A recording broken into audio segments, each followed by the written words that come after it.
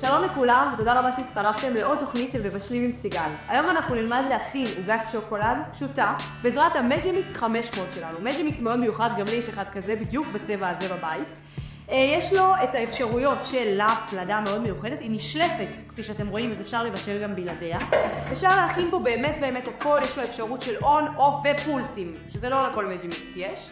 הוא מסתובב כמובן לכל כיוון שתרצו ולכל כיוון שיהיה לכם נוח. אז בואו נתחיל.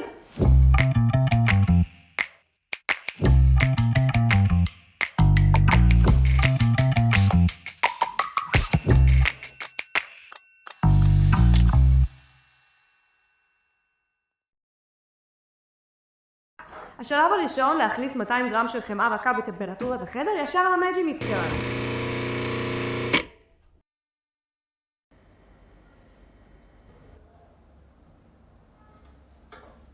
אז כמו שאמרתי, אנחנו נתחיל קודם כל, דבר ראשון, בקמח.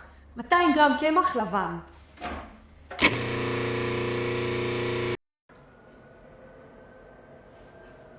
חבר'ה, מה קורה לנו פשוט? זה דברים נעלמים לי, זה לא... אף אחד. התוכנית משודרת בחסות. הם ריגשו אתכם. נגעו בכם. כל השטאפים האלה. תגידי, אני בכל שבוע שעבר הבנו לי את השטאפים השולחן המתקפל שעושה עוגות. זה שולחן, הוא מתקפל או עושה עוגה. הוא לא התקפל ולא עשה עוגה ונשבר לי גם באמצע התוכנית. אני לחצות כפתור. לעשות און גם. תודה שימי. תודה. שלום לכולם. תודה רבה שחזרתם למבשלים עם סיגל. אז אני מצטערת קודם כל על הכשלים הטכניים שהיו, אנחנו נמשיך מאיפה שיצאנו. אז קודם כל אני מזכירה, המג'מיקס 500 שלנו עם עליו פלדה, זוכרים? אנחנו נתחיל קודם כל בחמאה, 500 גרם חמאה רכה בטמפרטורת החדר. נכניס אותה אל המג'מיקס ומשם אנחנו נמשיך. טוב, מה קורה עם זה? זה כבר לא מצחיק. חבר'ה, שמישהו יבוא לעבוד לנו דעת ככה, לא ממשיכה לעבוד. לא ממשיכה, שמישהו יבוא, שישלחו לכאן איזה מישהו. אור, תודה רבה שבאת בבקשה, תתני לי בדבר הזה. תגידו לי, מה זה? זה אמיתי? מביאים לי פה איזה מוצרים לעשות שטאפים על לי. יופי, ככה גם אני עשיתי.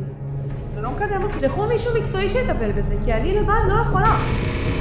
בסדר, אז טוב. חבר'ה, מה... אני לא עובדת ככה, נראה לי שאני מאבדת את זה, אני לא רמה. אני לא מבינה, כאילו, זה לגיטימי, אנשים נעלמים ככה זה, אז אני לא עובדת ככה, אז אוקיי, אז אני אצא. אני לא יודעת, דברים, אני לא יודעת